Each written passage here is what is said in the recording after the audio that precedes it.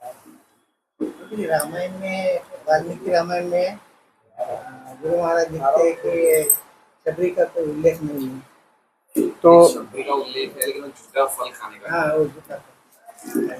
तो एक्चुअली क्या है प्रभु जी, वाल्मीकि जी ने रामायण लिखी है और उसके बाद तुलसीदास जी की रामायण को भी ऑथराइजेशन मिला है और कंब की रामायण को भी ऑथराइजेशन मिला है। वो एक अलग प्रसंग है, मैं उसके बारे में भी चर्चा कर सकता हूँ कैसे ऑथराइजेशन मिला।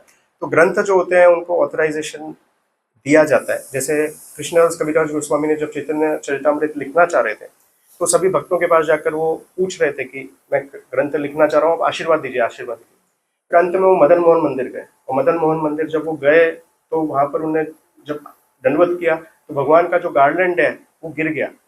और वो गार्लैंड गिरा, ये संकेत माना जाता है, विग्रह का जब गार्लैंड गिरता है या फूल गिरता है तो संकेत माना जाता है कि भगवान आपकी प्रार्थनाओं को स्वीकार कर रहे हैं। तब वो जो पुजारी थे, कृष्ण चैतन्य चरितमृत में वर्णन आता है, मध्य लीला फर्स्ट चैप्टर में आप पढ़ सकते हैं। तो वहां पर वो पुजारी जो है वो अर्पण करते हैं उनको गार्लैंड। तो ये ऑथराइजेशन था ग्रंथ का। तो हर ग्रंथ को एक ऑथराइजेशन मिलता है, वी कैनॉट जस्ट राइट। तो तुलसीदास जी की रामायण को ऑथराइजेशन मिला था। कैसे मिला था? जब उन्होंने रामायण रामचरितमानस लिखी थी तो उनको पूछा गया कि कैसे हम ऑथराइज मान लें इसको। तो उन्होंने बोला कौन ऑथराइज करेगा? तो बोला भगवान के श्रेष्ठ भक्त शिव जी ऑथराइज करेंगे तो हम मान लेंगे ऑथराइज। तो फिर वो क्या गए, वो काशी विश्वनाथ गए।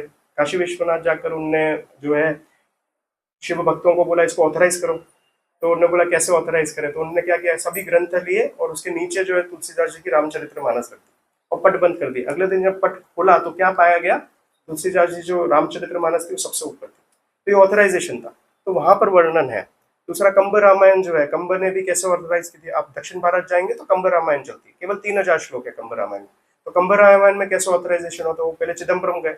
चिदम्बरम गए, काफी समय तक उनने जो शिवाइट्स थे उनको बोला कि आप ऑथराइज करो ऑथराइज करो, वो पढ़ नहीं रहे थे। तो 300 जब शिव भक्त एक साथ इकट्ठा थे, उनके उनमें से जो उनका लीडर था उनके पुत्र की मृत्यु हो गई थी।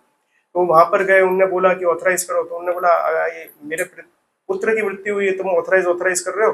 तो अगर तुम्हारी रामायण जो है ऑथराइज है तो तुम गाओ अपने 3000 श्लोक, मेरा पुत्र जीवित हो जाएगा तो मैं मान लूंगा। तो पुत्र जीवित हो गए, तो वहां पर ऑथराइज कर दिया शिव भक्तों ने। फिर विष्णु भक्तों के पास आया तो बोला हम कैसे मान ले, शिव भक्तों ने ऑथराइज किया, हमने थोड़ा ना ऑथराइज किया। तो बोलते आप पढ़ो। तो विष्णु भक्तों ने पढ़ा तो बोला आपके रामायण में नरसिंह देव का प्रसंग है। देखिए रामायण में कौन सा नरसिंह देव का प्रसंग है, पर कंब रामायण में नरसिंह देव का प्रसंग है। तो उन्होंने बोला नरसिंह देव का प्रसंग है, ऐसा तो हमने कोई रामायण में पढ़ा ही नहीं है। तो बोला अगर इसको ऑथराइज करना है तो नरसिंह देव से ही ऑथराइज करो, और हम कौन होते हैं ऑथराइज करने वाले। तो श्रीरंगम में आपने देखा रंगनाथ जी के पीछे ही नरसिंह देव का मंदिर है, ऊपर चढ़ के सीढ़ी चढ़ के। तो कंब जो है वहां पर कंब मंडप है, आपने देखा श्रीरंगम में नरसिंह देव के मंदिर के जस्ट सामने कंब मंडप है। तो कंब मंडप पे बैठ के कंब ने जो है वो पूरी रामायण नरसिंह देव को सुनाई और नरसिंह देव जोर से रोर किए और एक उंगली ऊपर कर दी। अब देखिए वहां पर नरसिंह देव की एक उंगली ऊपर है। तो उनने ऑथराइज किया कि कंब की रामायण ऑथराइज। तो ऐसे अलग अलग रामायण ऑथराइज है। और दूसरा इसका एक समझने का तरीका यह है कि बहुत सारी चीजें ना लोक कथा होती है। तो लोक कथा अगर ओरिजिनल प्रिंसिपल को हाईलाइट कर रही है तो उसको एक्सेप्ट किया जा सकता है।